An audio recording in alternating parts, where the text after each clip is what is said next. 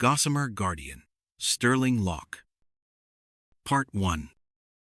When nations tremble, they often do not cry for liberty, but for management.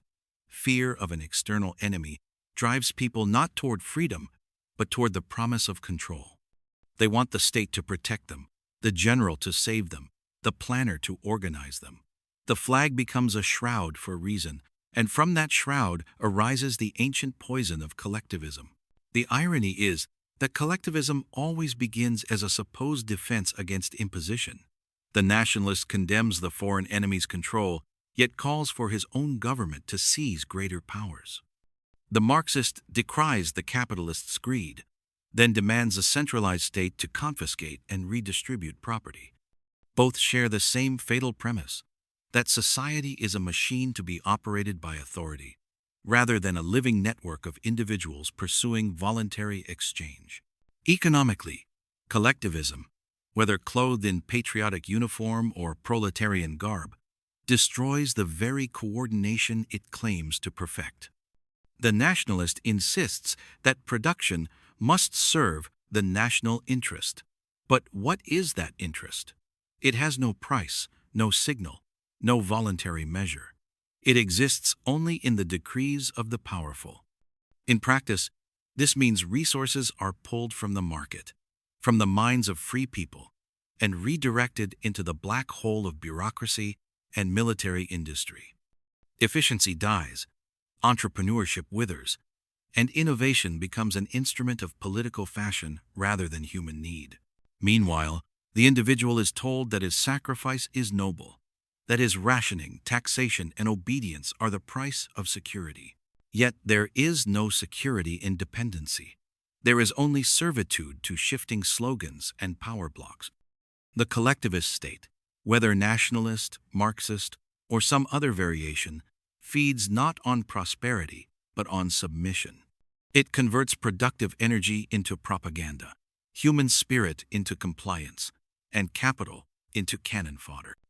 The true genius of a free society lies in spontaneous cooperation, millions of independent choices harmonized not by coercion, but by the price mechanism, by the quiet logic of voluntary exchange.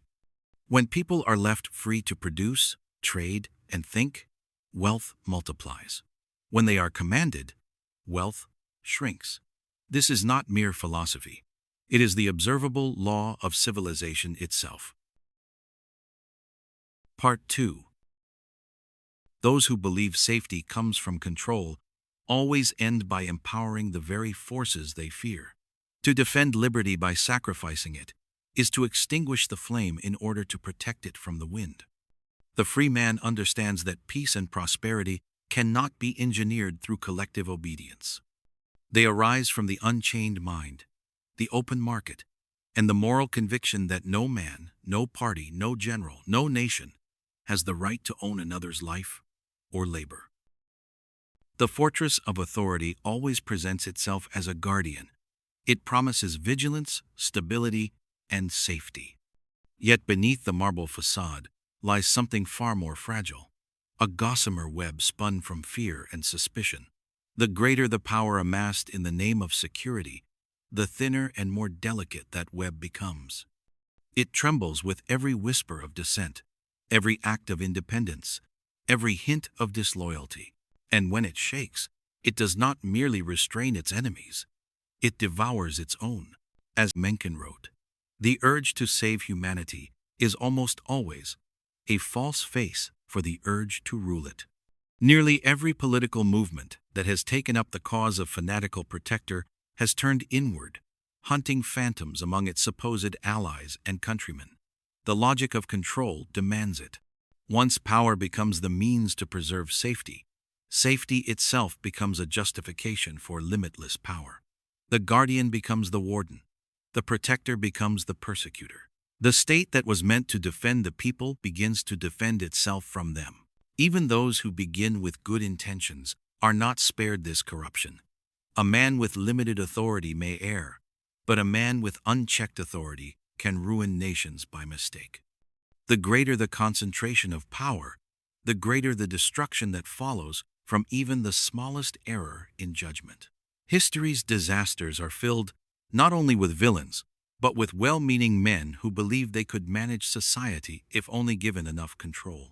The founders understood this truth with an almost prophetic clarity. They did not trust human nature to be tamed by titles or elections. They knew that the state, by its very nature, is the most dangerous institution in any society. Its tools of coercion are unique, its errors devastating, and its appetites unending. That is why they built walls of limitation around it, why they dispersed authority, and why they warned that the price of liberty is eternal vigilance, not blind faith in rulers. Liberty is the only guardian that does not turn tyrant. It relies not on force but on voluntary order, not on suspicion but on trust, not on fear but on responsibility. The gossamer web of power tears itself apart from within, but the fabric of freedom is strengthened with every act of choice.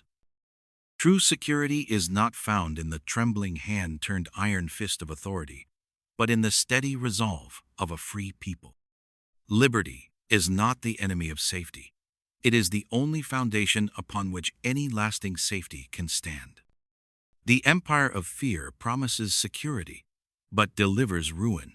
The Republic of Liberty offers uncertainty, but yields abundance. And so the choice stands before every generation: to be managed or to be free.